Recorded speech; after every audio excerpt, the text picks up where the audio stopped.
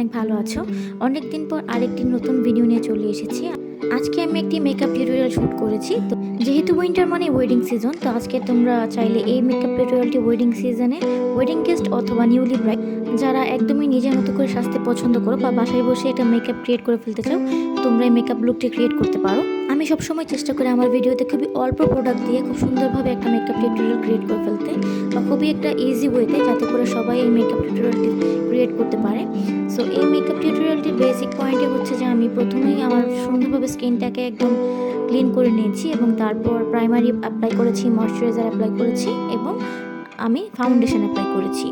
তারপর আমি একটা ক্রিম ব্লাশ ইউজ করছি। তোমরা চাইলে যে কোনো ধরনের ক্রিম ব্লাশ ইউজ করতে পারো বা যে কোনো ধরনের পাউডারি ব্রাশ ইউজ করতে পারো। যেহেতু এখন উইন্টার সিজন চলছে, তাই আমি চেষ্টা করেছি যাতে একটা ক্রিম ব্রাশ অ্যাপ্লাই করি, কারণ হচ্ছে আমার স্কিনটা এই টাইমে অনেকটা হচ্ছে যে ড্রাই থাকে, তার জন্য আমি খুব একটা কমপ্যাক্ট বা পাউডারি ব্লাশ অ্যাপ্লাই করছি না। ব্লাশ অ্যাপ্লাই করার পর আমি হুদা বিউটির একটা প্যালেট থেকে খুব সুন্দরভাবে আমার ড্রেসের সাথে ম্যাচ করে খুবই হালকা একটা আই লুক ক্রিয়েট করতে চাই এবং খুবই অল্প কিছু প্রোডাক্ট দিয়ে আমি আজকে প্রথমেই একটা বেস করে নিয়েছি। তার জন্য হালকা পিঙ্ক কালার একটা আই শ্যাডো নিয়েছি এবং তারপর একটা শিমারি শেড নিয়েছি। এটা ছিল হোয়াইট এবং পিঙ্ক কালারের মিক্সড একটা ভার্সন। তো ওই টাইপের শিমারি শেড দুইটা একসাথে মিক্সড করে আমি হচ্ছে যে আমার আইলিডে অ্যাপ্লাই করেছি। তারপর একটা পিঙ্ক শিমার আই শ্যাডো নিয়ে আমি আমার একদম আই কর্নারের সাইডে যে অংশটা থাকে সেই জায়গাটাতে অ্যাপ্লাই করেছি এবং সুন্দরভাবে ব্রাশ দিয়ে ব্লেন্ড করে নিয়েছি, যাতে করে কোনো ধরনের হার্শনেস না থাকে এবং সুন্দরভাবে ব্লেন্ড হয়ে যায়। তো খুব ইজিলি তোমরা এরকম একটি আই লুক ক্রিয়েট করে ফেলতে পারবে।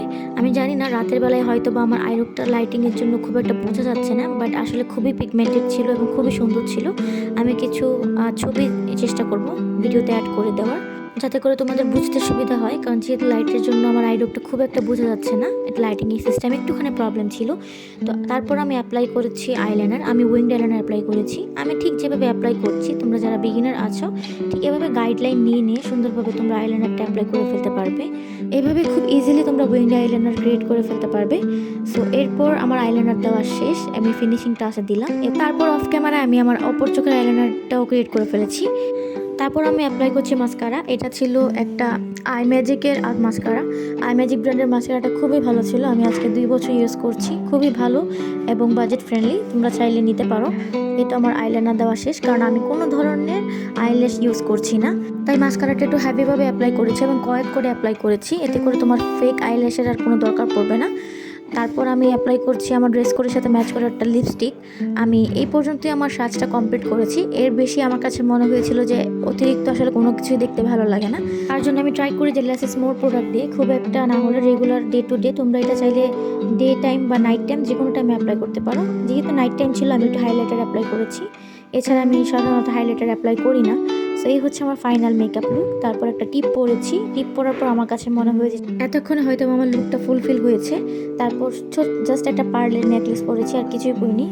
জুয়েলারি খুবই সাদামাটা ছিল। তারপর সুন্দরভাবে একটা হেয়ারস্টাইল করেছি। তোমরা চাইলে আমি হেয়ারস্টাইলের ভিডিওটা কিন্তু নেক্সট ভিডিওতে আপলোড করে দেবো ইনশাল্লাহ। আমি আজকে এডিট করতে পারিনি, কারণ ভিডিও অনেক বেশি লম্বা হয়ে যাচ্ছিল। তো এই ছিল আমার ফাইনাল লুক। আশা করছি তোমাদের কাছে ভালো লেগেছে। আমাকে অবশ্যই কমেন্ট সেকশনে জানাতে ভুলবে না। ভালো লাগলে আমার চ্যানেলটিকে সাবস্ক্রাইব করে দিও এবং আজকের মতো আল্লাহ হাফেজ।